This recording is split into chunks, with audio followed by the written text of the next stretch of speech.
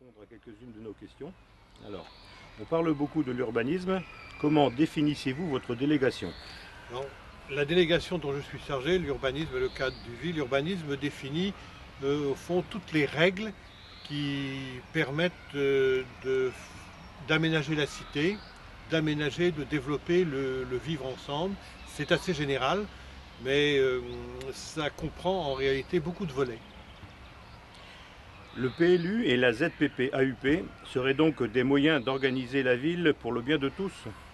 Oui, alors le PLU, ça veut dire plan local d'urbanisme, et la ZPPAUP, c'est la zone de protection du patrimoine architectural, urbain et paysager. Le plan local d'urbanisme, le PLU, fixe en réalité toutes les règles à respecter pour le développement de la ville, et la ZPPAUP définit toutes les règles pour protéger l'aspect historique, monumental de Pont-l'Abbé. Le conseil municipal a-t-il les mains libres pour faire ce qu'il désire? Non, absolument pas. Le conseil municipal a un certain nombre de libertés dans la définition des éléments, mais il doit respecter des lois. Il doit respecter le Grenelle de l'environnement, il doit respecter les lois sur l'eau, et il doit surtout respecter la loi littorale. Pourquoi Pont-l'Abbé est-il concerné par la loi littorale? Alors effectivement, c'est une question que les gens se posent très souvent en se disant « mais est-ce que la ville est littorale ?» Oui, la ville est littorale à partir du moment où il y a un élément de celle-ci qui est considéré comme littoral. Et le sud de l'île Chevalier et l'entrée de l'Aria sont considérés comme des éléments maritimes, et de ce fait, la ville est classée en zone littorale, entièrement. Faire un PLU est donc un gros travail. Oui, faire un PLU est un gros travail, c'est pour ça que les villes qui font leur PLU font nécessairement appel à un cabinet spécialisé qui aide les élus à mettre tout cela en forme. C'est un travail qui doit durer environ 3 à 4 ans pour parvenir à son terme. Et après, le PADD. Alors, le PLU commence par un PADD. Un PADD, c'est un plan d'aménagement et de développement durable. Le PADD est un document qui définit les principes de l'urbanisation.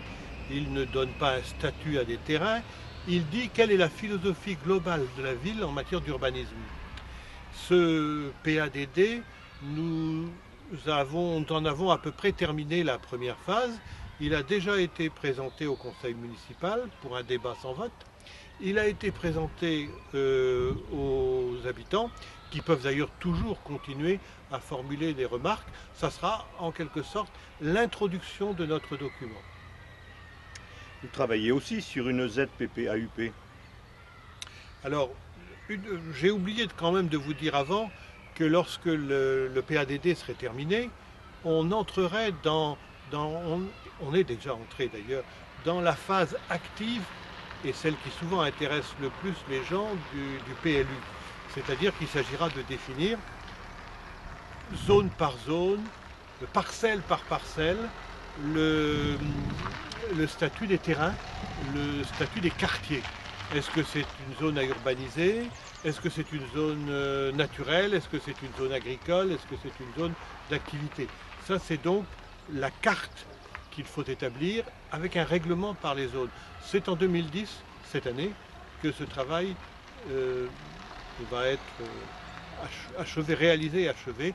Et j'espère qu'en 2011, nous serons en état de lancer l'enquête d'utilité publique préalable à l'adoption du PLU. Et est-ce tout pour 2010? Alors, la ZPPAUP d'abord devrait à peu près se terminer en 2010. La ZPPAUP, c'est donc le document qui va définir la protection des monuments de Pont-l'Abbé, qui va définir comment sauvegarder la ville, comment historiquement lui maintenir son aspect. Donc ça, j'espère qu'on va le terminer en 2010, en tout cas au plus tard au début 2011. En 2010, eh bien, il y a encore d'autres choses effectivement qui vont arriver. Nous terminons là le plan de jalonnement de la ville. La ville était mal jalonnée et pour obtenir le label de ville historique, nous devons présenter un plan de jalonnement cohérent pour bien guider les touristes vers les monuments, vers les commerces, vers les différents quartiers. Nous achevons également, et ce sera achevé en 2010, un plan d'accessibilité qui définira, qui fera l'analyse de toutes les rues qui permettent de se rendre dans des équipements publics et définissant tous les travaux nécessaires pour les rendre accessibles, non seulement aux personnes handicapées, mais même aux personnes qui ont quelques difficultés à se déplacer, ne serait-ce qu'avec un landau, hein, c'est pas très facile, si les trottoirs sont défoncés, s'il y a des bordures. Donc voilà, ça, ce travail-là va être fait, achevé également en 2010. Je vous remercie, Monsieur Pauvert, pour cette interview. Merci.